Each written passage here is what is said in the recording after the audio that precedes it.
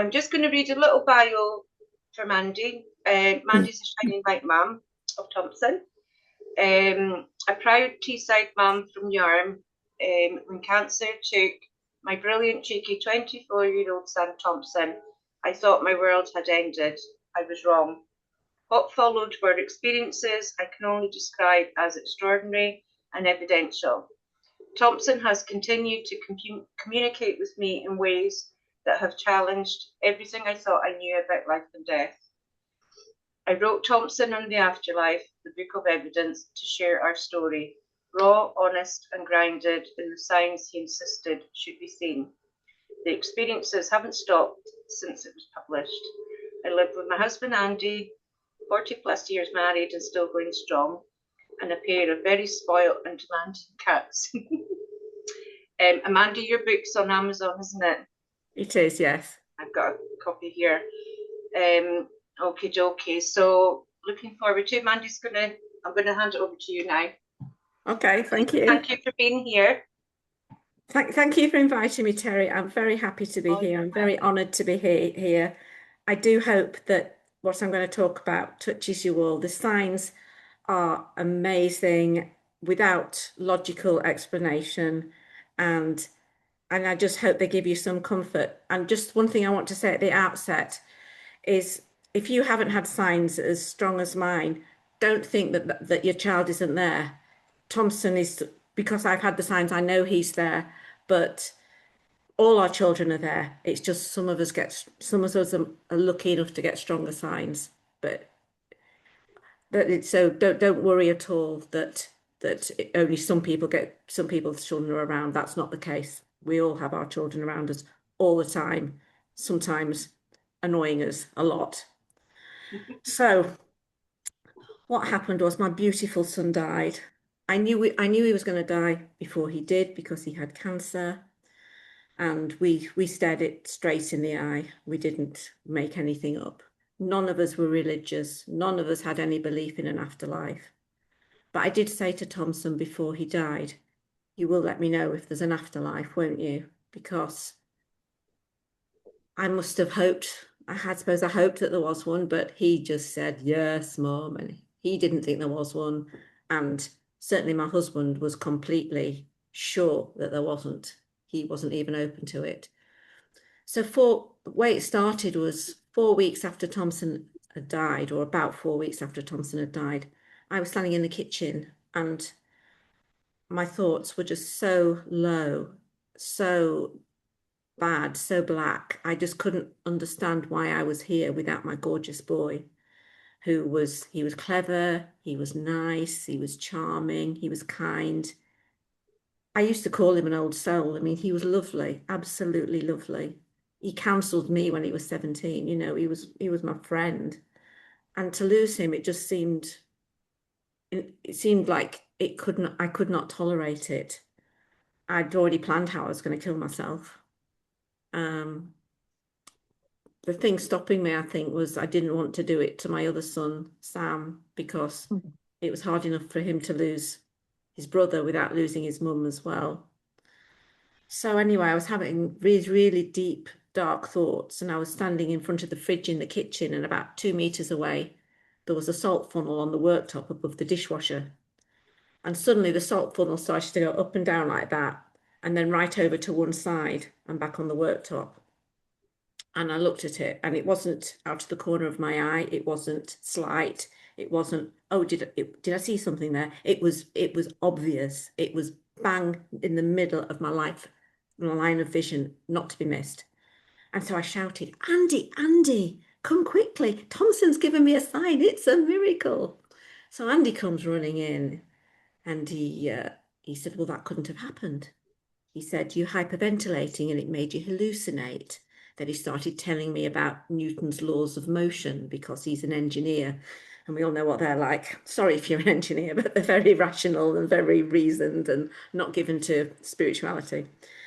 So I said, well, it's Thomson provided the energy. It doesn't break Newton's laws of motion at all. I said, because I'm well aware of Newton's laws of motion myself. And anyway, we fell out because I wouldn't stop talking about it. And he wouldn't listen. He just thought I'd gone mad. So I said to Thompson, because I knew by now that Thompson could hear my thoughts because of the timing of when he'd moved the salt funnel. It was obvious. He was thought, oh no, Mum's going to kill herself. What am I going to do? I need to stage an intervention. So I said to Thompson, well, you're going to have to do something for your dad. Otherwise, we're going to fall out. So anyway, the next afternoon, we went out to Yarm the first time with some friends, first time since Thompson had died. And there were three of my friends there, three of my close friends there. And I told them what had happened with the salt funnel. And two of them looked at me like, poor Mandy's lost the plot. And the other one said, well, I don't believe you. And Andy sat there and said nothing.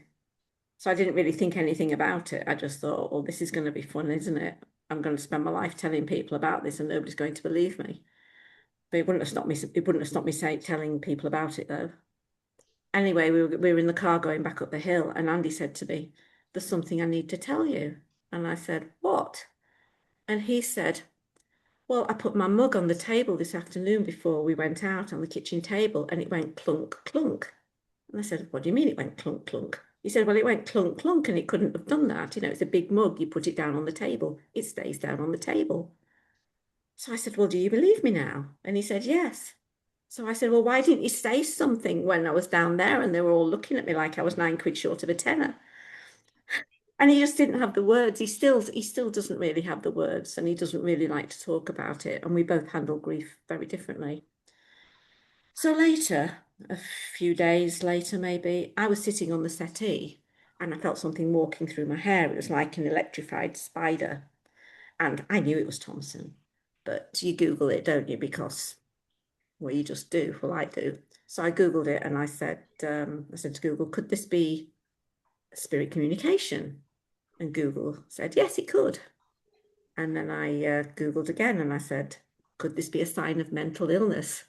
And Google said, oh, yes, it could. So I decided not to tell Andy because I didn't want another battle with him. So I just kept it to myself. And one day we were both sitting on the settee in the living room. And he said to me, can you feel somebody playing with your hair? And I said, yes, I said, it's Thompson. He's been doing it to me for ages. I didn't do anything to, I didn't say anything to you because I thought you'd have me carted off. So then I thought, well, there clearly is an afterlife because of the salt funnel. So I want to go and see a medium. So I tried a couple of mediums and I would say they did not pass the evidential threshold. They came out with generic things or they said things that were just incorrect. And I was not convinced they were in contact with my son. Now, I'm not saying they were fake. I don't know if they were fake or not, or maybe his connection wasn't strong enough. I suspect they weren't very good, to be fair, because he'd levitated a salt funnel, so I think he was probably pretty strong. But you know, I don't understand how these things work. Anyway, I asked around for recommendations, and everybody seemed to mention this same lady, Spooky Julie, who works in a town close to me, just a few miles away. And when she opens her diary, which she does twice a year, there's a queue snaking all the way through Norton Village where she works, with half the northeast there trying to get an appointment because she's very accurate and very good. So I thought, well, I'll go and see her. So I queued outside when she opened her diary and I got an appointment. And before I went there, I said to Thompson, I want to know if you're with the cats, because I knew he could hear me. And I thought, well, if she's that good, she'll be able to answer the question I've asked him. So anyway, I went there and her reading was so spot on and the names were incredible. And they weren't on social media because I'm not daft, you know. And I'd almost forgotten I'd asked the question. And she got to the end of the reading and she said, he's telling me to tell you that he's with Lucy. And he was holding up the letters to her, Lucy. And Lucy was his cat when he was growing up. So I couldn't have asked for better evidence than that, really.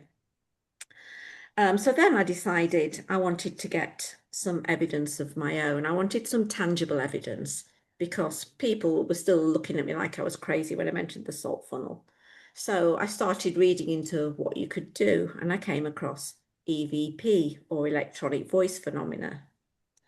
So electronic voice phenomena, it's a subset of a branch of parapsychology or parapsychological science called instrumental transcommunication, where the other side use our technology to try and communicate with us by manipulating electromagnetic energy. So in the case of EVP, you have a recording device. I used the computer with the Audacity software on that Thompson, when he was alive, taught me how to use because I thought he'd be familiar with it. But you can use anything. You can use a tape recorder, an answer phone, anything.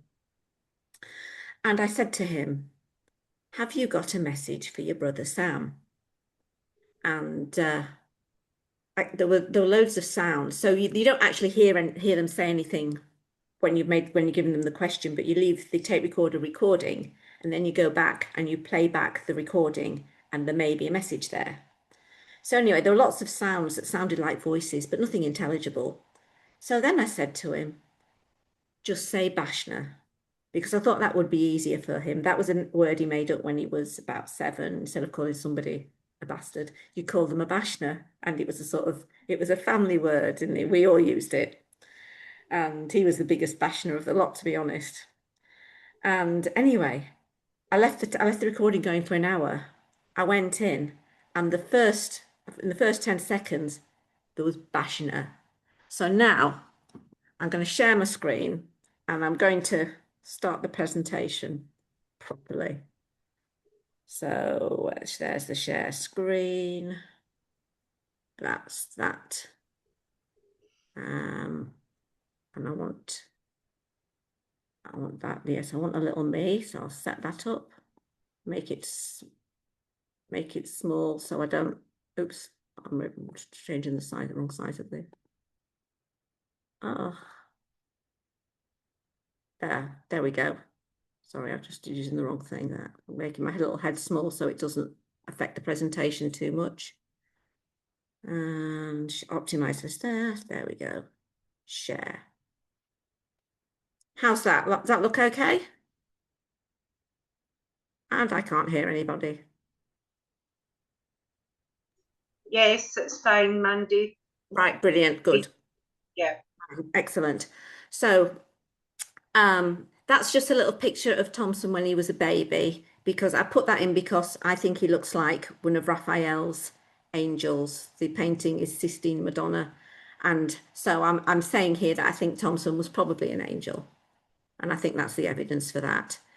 Now I'm taking us on to another image. This is quite indicative of Thompson and his brother's personality. This was our final Christmas together after he'd been diagnosed with cancer. He was in fine form there, though his face is swollen because he was on steroids, and you can see his tummy's swollen because he had liver cancer. But he was in good health there. He wasn't in any pain. He was happy, and we had a really, really great Christmas together, and it was lovely. So on to the Bashna. So I'm going to play the Bashna EVP now.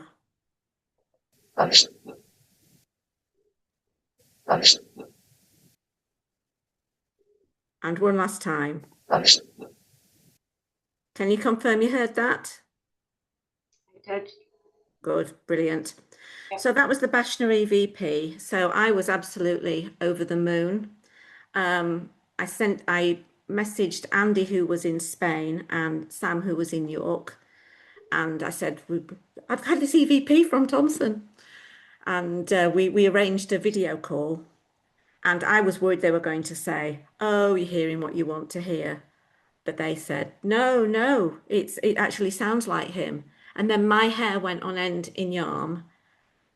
Andy's hair went on end in Spain, and Sam's hair went on end in York. And Sam hadn't had the hair thing before because I described it to him, because the feeling of him playing with my hair has changed since he did it originally. It was very strong and very heavy, and now it's more concentrated to the left of my crown. It's more specific, although I can feel it in other places, but it's there, and that's very much his calling card, that I know it's him. So I was absolutely delighted with that Bashna, and now I had tangible evidence, which is something I really wanted, to play to people, to show people, to talk about him, because that's what I wanted to do. So a year later, I was having a mediumship reading with a lady called Donna Bell, who works in Scarborough. we used to go to Scarborough as a family with Sam and Thompson and their current girlfriends and Andy, and this time we were there with, it was just me, Andy, Sam, and his girlfriend Jess. And I tried to get Andy to go in for the reading with me, but he just said, "No, it's all a load of rubbish. They're just preying on people's grief." And he went off with Sam and Jess to have an ice cream.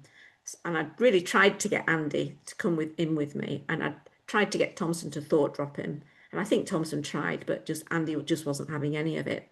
So I went into the reading on my own, and Donna was really good. She gave me lots of evidence that she couldn't have possibly given me. But for me, the jaw drop moment was after the reading had finished and she turned off the recorder, and I told her about my Bashner EVP, and she reached behind and she lifted some notes that she'd made before I'd arrived, and she said, "I made some notes before you arrived. I didn't know what this meant, so I didn't mention it." And on the notes, she'd written Bashner, Bashn. And I was like, wow, well, that's pretty specific. And honestly, it was like getting a password from the afterlife. I mean, she hadn't actually mentioned it because it didn't mean anything to her. But Thompson knew how much it would mean to me, and he got her to write it down. And what's the explanation? What's the rational explanation? What's the non-paranormal explanation for that? There just isn't one. There really isn't one. And then towards the end of last year, Andy, the arch skeptic himself, decided to Google Bashner meaning. So he Googled Bashner, and there is actually a Yiddish word spelt Bashn, which means to be born. And this is very curious because whilst we're not religious, my heritage is Jewish. My father was a German Jew who got out of Nazi Germany 5 days before the start of World War II. So we see it's got Yiddish origin, it's got German origin, and also Eastern European origin. And my mum's family, her dad was Russian, her grandparents were Polish.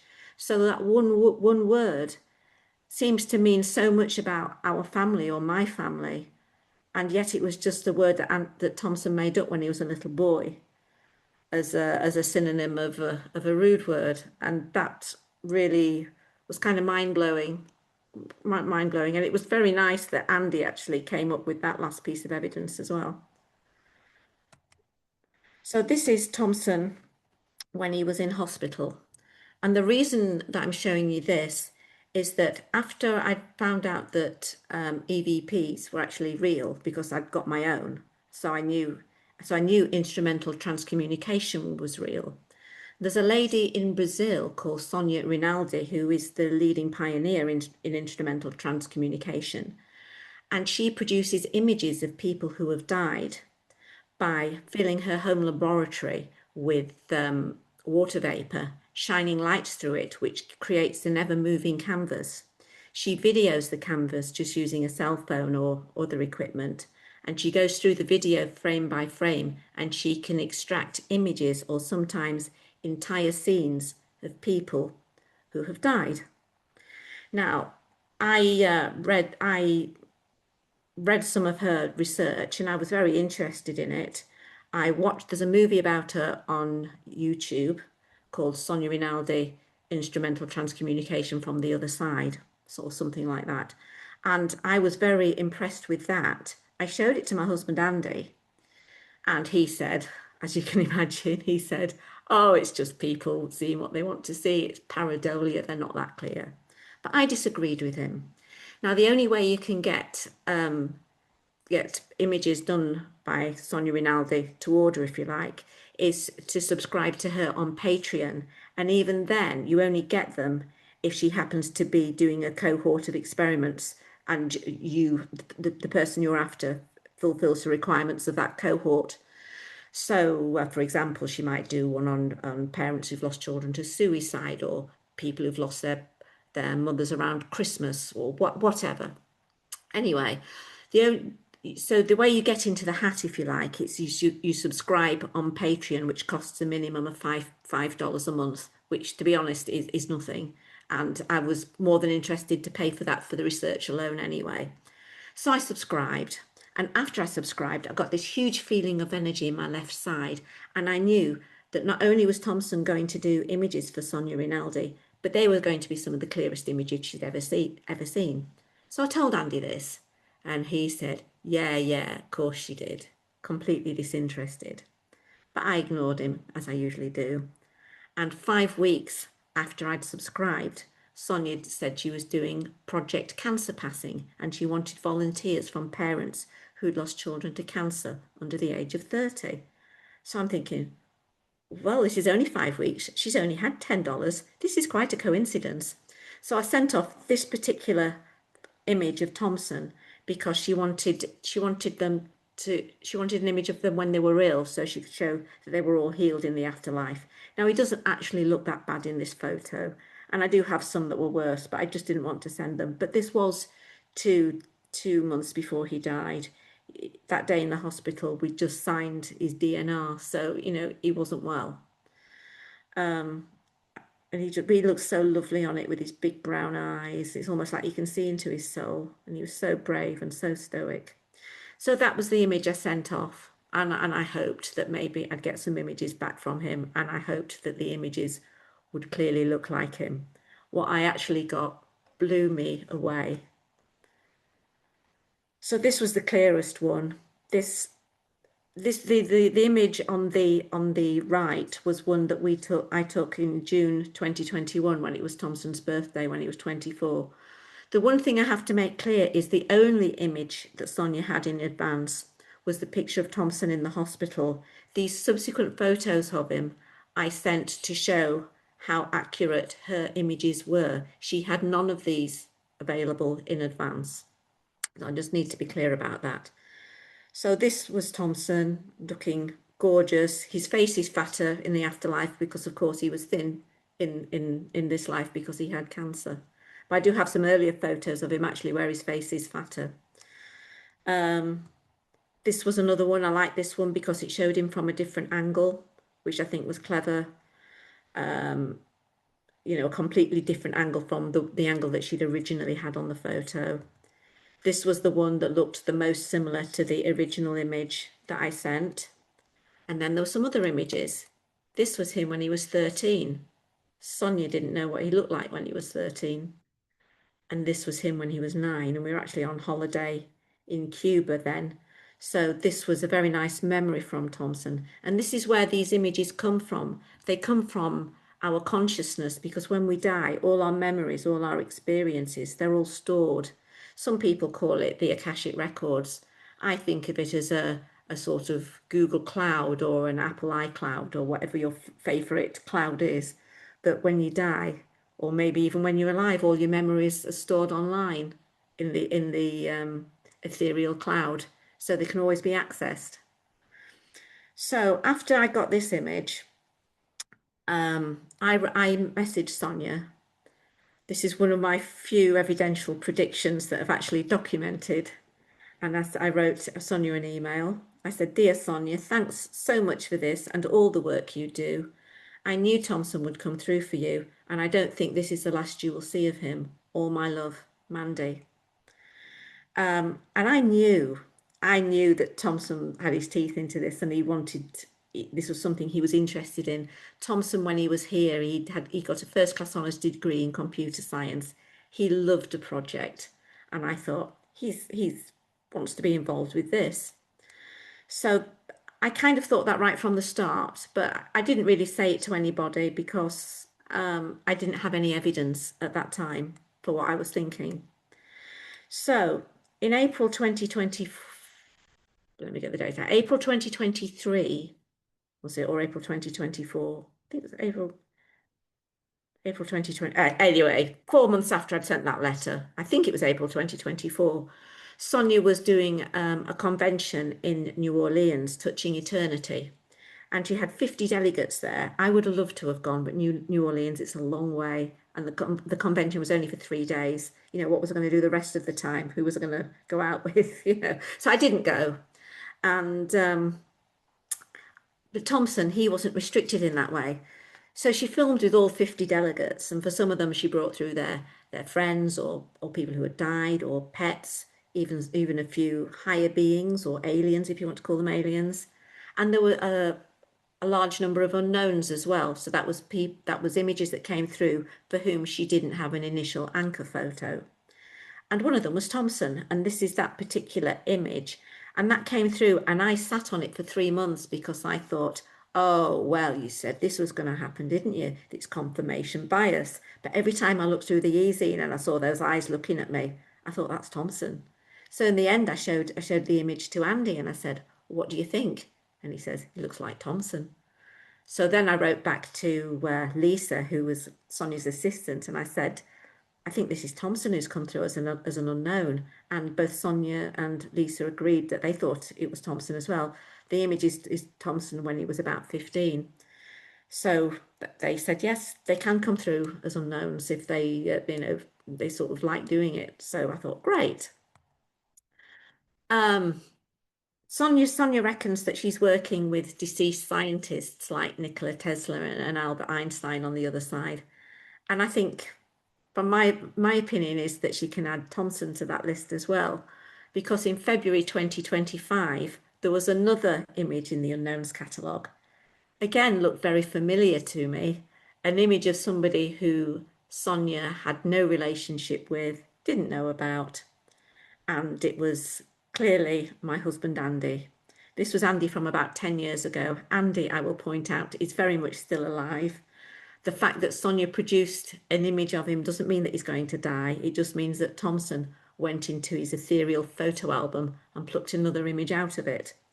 So I showed this to Andy and he was like, oh God, what now? Anyway, not long after this happened, Sonia asked for a contact for the Unknowns catalogue. So because every 2 years she brings out a catalogue, every 2 years or so, she brings out a catalogue of images that have come through for whom there has been no anchor photo. And then she puts them all into a catalogue, and often parents who attend Helping Parents Heal or through other means, they find the images and they claim them because they're children in spirit, or sometimes spouses in spirit, but more often children, want them to know that they're up there and they're okay. So she wanted a volunteer for the Unknowns catalogue, somebody who would collate the data, put it into a spreadsheet to take some of the work off Lisa. So I volunteered because honestly I thought, well, Thompson's working on the other side, so if I volunteer, I'm working on this side and we're working together. So I volunteered and my name went in the Unknowns catalogue as the contact. 2 weeks after the Unknowns catalogue came out, a girl I know on Facebook from my local spooky group, she's called Kerry, she lost her son Owen. It was about 2 years ago back then, so it would be about 3 years ago now. And she only just felt able, 2 weeks after the Unknowns catalogue came out, to post on Facebook about how he died. She didn't know the Unknowns catalogue had come out. She knew nothing about the Unknowns catalogue, but it was just coincidence that she happened to post about her son Owen 2 weeks after the Unknowns catalogue came out. Kerry's a girl who lives near Middlesbrough, like me, in the UK, and she has nothing to do with Sonia Rinaldi in Brazil. So I saw these images that Kerry had posted of Owen on Facebook, and I looked at them and I thought to myself, I wonder. So I looked through the Unknowns catalogue and there he was. And of course, I'd never met Owen in real life. So I messaged Kerry and I said, what do you think of this? And she said, bloody hell, it's Owen. And whilst this is amazing, and it is absolutely amazing, and again, I think it's one of those, there's no other rational explanation for it, it also tells me at least something else. It tells me that Thompson met Owen in the afterlife and said to him, hey, do you want to get an image to your mum? My mum was dead pleased when she got the images of me. And Owen said, yes. And I think I've got an example later in this presentation of how Thompson has had a little word with Ricky as well, Terry's son. So I'm skipping forward now to some of the later signs I've had that aren't actually in the book because I wanted to talk about some things that aren't in the book as well to show that Thompson's still active. Don't think you've got to read this full slide in front of you. This is just a printout of something that I put on my website on the 21st of March. And summarising it, I'd felt for a while that Thompson wanted me to send a copy of my book to his oncologist. I kept getting the thought, and then I'd get rid of the thought because I thought this is stupid. Why would I send his oncologist the book? He'll think I'm a nutcase. So I kept putting the thought to one side and not sending the book. And in the end, I kept getting the thought so often, I thought, right. So I sat down and I breathed in through my nose and out through my mouth and centered myself, grounded myself, and all the rest of it. And I said, right, give me a sign, pull my hair, move something, let me know unequivocally that this is what you want me to do. And I sat there for 2 minutes and I got nothing. And then I got up to get on with the rest of my day, and bang, I felt this electromagnetic radiation right in my crown, and it was so strong and it was so clear. And I went, yes, yes, Thompson, brilliant, thank you. And I was so excited because it was the first time I'd asked him something directly and had such a clear reply. And I sent the book to his oncologist, and I've had a lovely reply. He didn't, I don't think he really got that it was Thompson who had sent it rather than me. And I haven't actually emailed him back because I don't really know how to put it without him thinking I'm completely mad. But I do know that there is a reason why Thompson wanted him to have it. But then I was very fortunate through a series of circumstances that I won't go into, but it certainly wasn't planned. I found myself at an online mediumship reading with a lady called Cat B, who I'm sure a lot of you have heard of. And Cat B doesn't know anything about me, and she didn't know about the book. And even if she had have known about the book, there was nothing, but she didn't know. There was nothing about this particular thing in it anyway, because it wasn't in the book. And this was one of the things that she said to me during that reading. There's something about the hospital that looked after him in terms of cancer. He's giving me a plaque to give to them or something, as if he wants to give back to them. And so there's a feeling as if something has been done or given back to them since. So you've done some fundraising for the hospital. He made me send a copy of my book to his oncologist. I kept getting the feeling that he wanted me to send my book to his oncologist. And I didn't know if it was just my brain being stupid or whether he really wanted me to. So I calmed myself and I sat there and I did breathing and I said, give me a sign, just do something, pull my hair, something. And I got nothing. Then I stood up and bang, got this electromagnetic radiation in the left of my crown, which is where I feel things from him. And I knew that it was like, yes. And it was the first time I'd asked him something and had such a clear response. So I packaged it up and sent it to the oncologist. And I got a very polite reply back. I think he thinks I'm as mad as a box of frogs. But I just know, I knew he wanted me to send it and I didn't know the reason why. And maybe this is the reason why, so we could confirm it with you. Yeah. So that was really interesting. And if you looked at the dates, I'd written the blog post on my website, thompsonbook.uk, on the 26th of March, and he'd already confirmed at the 21st of April that I'd done what he wanted me to do, which I thought was incredible. So now for something completely different. I was sitting in my living room at home, and I noticed one of the lights flash. And they're LED bulbs. I know they can sort of start flashing when they're wearing out. So I said, is that you, Thompson? And I said, if it is you, flash all three together. And then he flashed all three together. So I said, hang on, I'll get my video camera. So I'm going to play you the little video I made. Play with the lights, Toms. Yay! Oh, you're awesome. Do some more. Oh, brilliant. I think we've got it loads. I'll send it to Daddy and Sam. Play with the light. And so, for those of you who like physical phenomena, I was looking at Thompson's. I know it doesn't look like it, but that is in fact our dining room. And on the left, out of view, is Thomson's memorial, which is made out of resin letters, TOMSON, made out of resin that I made. And I was looking at the memorial, and I've got a photo frame, and it scrolls through, and I was thinking about Thomson, and I noticed a few things started to move on their own. And I said, "Are you moving things, Thomson?" And I just felt his little cheeky grin. So I said, "Right," again, I said, "I'll get my video camera."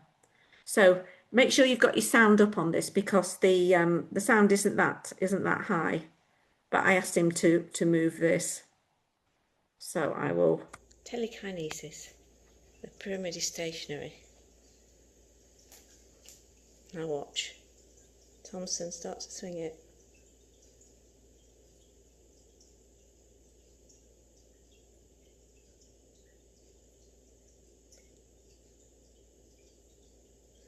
You are so awesome.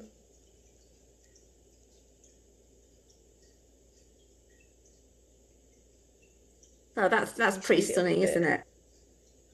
And a couple of weeks later, his brother Sam came over, and he'd seen the video, and he said, "Well, will he turn it in front of me?" I said, "Well, I think so, because why wouldn't he?" So I asked Thompson if he would spin it again, and he did in front of Sam. I didn't video at that time because I already had a video, but Sam was like, he was still skeptical, and he was looking for drafts and things. On his way home, this was in July. On his way home, he lives in York in the UK, and he was walking through a car park in York. He came across this number plate. And I like to think of this as an early birthday present from Thomson to Sam, and also to prove that the telekinesis was indeed real. And I guess you can guess when Sam's birthday is, August the 19th. So not only did he find him a number plate with Sam on, but also had his birthday as well, which, 10 out of 10 to Thomson for that one. This is where Thomson got involved with Ricky. I've written about Amy. Amy is the cat on the right. She was a lovely, lovely cat. We sadly lost her in November last year. And she's given me two clear signs, which are in the book, which I won't label you with them here, because I know I'm rabbiting on. But Thomson, knowing that I'm going to be doing this with Terry, got together with Ricky, I think, to give Terry a couple of number plates that appeared over 2 days, Amy and Cat.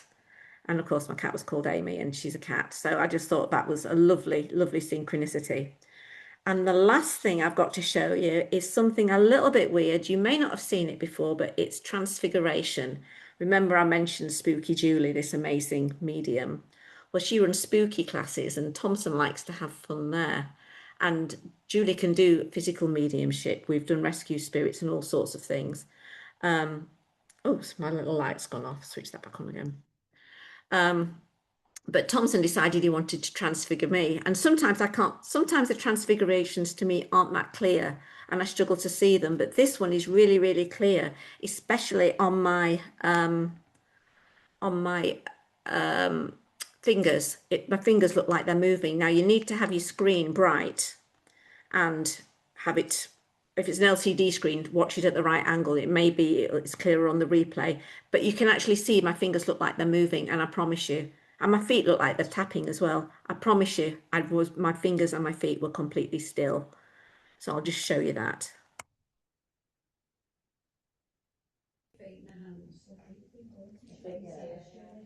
Yeah. Right. Look at her hands though. Feet were going since you wanted to do it.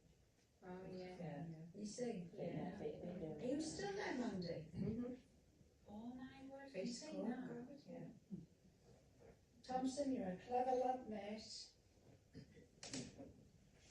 Good. Yeah. Oh my word. Like a tap dance. Yeah, it's automatic. Only available. Her hands are going like she's playing the piano. It is, isn't it? Yeah. Thomson, you never fail to amaze us. Thank you.